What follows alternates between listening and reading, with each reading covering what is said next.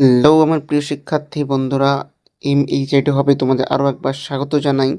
আজকে ভিডিওটা তোমরা যারা বর্তমানে পঞ্চম শ্রেণী অর্থাৎ ক্লাস 5-এ পাঠরত তোমাদের জন্য অত্যন্ত গুরুত্বপূর্ণ হতে চলেছে। কারণ আজকে ভিডিওতে আমি তোমাদের আসন্ন দ্বিতীয় পর্যায়ক্রমিক মূল্যায়ন 2026-এর দিকে লক্ষ্য রেখে আমাদের পরিবেশ বিষয়টি থেকে 30 নম্বরের সম্পূর্ণ একটি মডেল প্রশ্নপত্র উত্তর সহ আলোচনা করতে চলেছি। তোমরা যদি এই প্রশ্নটা ভালোভাবে দেখে যেতে পারো তাহলে পশ্চিমবঙ্গের যেই স্কুল থেকে পরীক্ষা দাও না কেন ঠিক এরকমই একটা প্রশ্নপত্র কিন্তু তোমরা দেখতে পাবে। তো আর দেরি করবো না, একেবারেই সরাসরি ভিডিওর মূল পর্বে চলে যাব এবং একে একে প্রত্যেকটা প্রশ্ন উত্তর সহ দেখে নেব। তবে ভিডিও শুরু করার আগে তোমাদের কাছে একটাই আবেদন, যারা আমাদের চ্যানেল নতুন দয়া করে চ্যানেলটিকে সাবস্ক্রাইব করে দিয়ে পাশে থাকা বেল আইকন অবশ্যই প্রেস করে দেবে।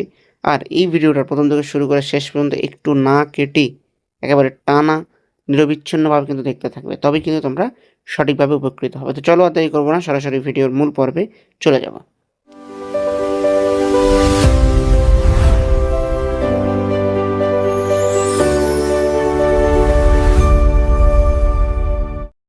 দেখতে পাচ্ছ দ্বিতীয় পর্যায়ক্রমিক মূল্যায়ন 2026 বিষয় আমাদের পরিবেশ। তো প্রথমে তোমাদের কি থাকবে? প্রথমে তোমাদের 5টা শূন্যস্থান পূরণ থাকবে। তো চলো শূন্যস্থান পূরণ করে প্রথমে উত্তর সহ দেখে নিই। পশ্চিমবঙ্গের রাজধানী ড্যাশ, উত্তর হবে কি? কলকাতা। 2 সুন্দরবন পৃথিবীর বৃহত্তম ড্যাশ বন, উত্তর হবে ম্যানগ্রোভ বন। ধান একটি ড্যাশ ফসল, উত্তর হবে খাদ্যশস্য। 4-এর দিকে নদী একটি ড্যাশ সম্পদ, উত্তর হবে প্রাকৃতিক সম্পদ। চলে যাবো 5-এর দিকে পশ্চিমবঙ্গের প্রধান খাদ্যশস্য ড্যাশ, উত্তর হবে কি? উত্তর হবে ধান। এবার চলে যাবো 2-এর দিকে, সঠিক উত্তরটি বেছে লেখো। উত্তর হবে কি? পশ্চিমবঙ্গের সরকারি ভাষা, উত্তর হবে খ বাংলা। চলে যাবো 2-এর দাগে, কোনটি প্রাকৃতিক সম্পদ?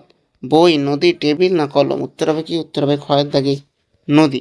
পরে চলে যাবো 3-এর দাগে, পশ্চিমবঙ্গের বৃহত্তম ম্যানগ্রোভ বন কি? উত্তর হবে খ সুন্দরবন। এবারে চলে যাবো 4-এর দাগে, কোনটি রবি শস্য? উত্তর হবে খ গম। গম হলো কিন্তু রবি শস্য। এবার চলে যাবো 5-এর দিকে, মাছ চাষকে কি বলা হয়? উত্তর হবে মৎস্য চাষ। তো এই ছিল তোমাদের 5টা এমসিকিউ। পরবর্তীতে চলে যাব অতি সংক্ষিপ্ত উত্তর দাও, অর্থাৎ 2 নম্বরের। এখান থেকে তোমাদের কটা লিখতে হবে? 5টা লিখতে হবে। তো চলো সেগুলো উত্তর সহ দেখে নিই। এখান থেকে প্রশ্ন কি আছে? সম্পদ কাকে বলে? উত্তর হবে মানুষের প্রয়োজন মেটাতে যে সকল প্রাকৃতিক বা মানব সৃষ্ট উপাদান ব্যবহৃত হয় তাকে সম্পদ বলে। এরপরে চলে যাব 2-এর দাগে, নবীকরণযোগ্য সম্পদের একটি উদাহরণ লেখো। উত্তর হবে কি? উত্তর হবে সূর্যালোক। 3 থেকে প্রশ্ন কি আছে? পশ্চিমবঙ্গের 2টি প্রধান নদীর নাম লেখো। উত্তর হবে গঙ্গা অর্থাৎ ভাগীরথী, হুগলি ও তিস্তা। চলে যাবো 4-এর দিকে, সুন্দরবন কেন বিখ্যাত? উত্তর হবে রয়্যাল বেঙ্গল টাইগার ও ম্যানগ্রোভ বনের জন্য। এবং 5-এর দিকে অর্থাৎ সর্বশেষ প্রশ্নটি কি? পশ্চিমবঙ্গের 2টি প্রধান কৃষিজ ফসলের নাম লেখো। উত্তর হবে ধান ও পাট। তো এই ছিল তোমাদের প্রথমে শূন্যস্থান, তারপরে এমসিকিউ, তারপরে 2 নম্বরের 5টি প্রশ্ন, যেখান থেকে 10 নম্বর কিন্তু তোমাদের থাকবে। তো চলো এরপরে আমরা দেখে নেব পরবর্তী সংক্ষিপ্ত প্রশ্নের উত্তর দাও, অর্থাৎ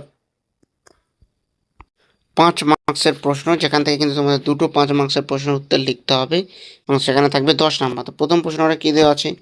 1, প্রাকৃতিক সম্পদ ও মানব সৃষ্ট সম্পদের মধ্যে 2টি পার্থক্য লেখো। কী হবে? 1, প্রাকৃতিক সম্পদ প্রকৃতি থেকে পাওয়া যায়, মানব সৃষ্ট সম্পদ মানুষ তৈরি করে। 2, নদী, বন প্রাকৃতিক সম্পদ, রাস্তা, সেতু মানব সৃষ্ট সম্পদ। তবে চলে যাবো 2-এর দিকে প্রশ্নে, পশ্চিমবঙ্গে কৃষির গুরুত্ব লেখো। তাহলে উত্তর কী হবে? কৃষি পশ্চিমবঙ্গের প্রধান একটি জীবিকা। কৃষি থেকে খাদ্যশস্য উৎপন্ন হয়, বহু মানুষের কর্মসংস্থান হয়, রাজ্যের অর্থনীতিতে কৃষির গুরুত্বপূর্ণ ভূমিকা রয়েছে। ধান, পাট, আলু, গম ইত্যাদি প্রধান কৃষিজ ফসল। এই হয়ে গেল তোমাদের 2টি প্রশ্নের উত্তর সহ 5 নম্বরে। তো আজকে এই প্রশ্নটি, যেটা একেবারে সম্পূর্ণ 30 নম্বরের একটি উত্তর সহ ক্লাস 5 অর্থাৎ পঞ্চম শ্রেণীর আমাদের পরিবেশ থেকে আলোচনা, তোমাদের ভালো লেগেছে, ভালো লেগে থাকে একটা লাইক অবশ্যই করবে এবং এরকমই ভিডিও পাওয়ার জন্য চ্যানেলটিকে সাবস্ক্রাইব করে দিয়ে পাশে থাকা বেল আইকনে অবশ্যই প্রেস করে দেবে। আর আজকে ভিডিও পর্যন্ত দেখা হচ্ছে পরবর্তী নতুন এবং গুরুত্বপূর্ণ কোনো ভিডিওতে।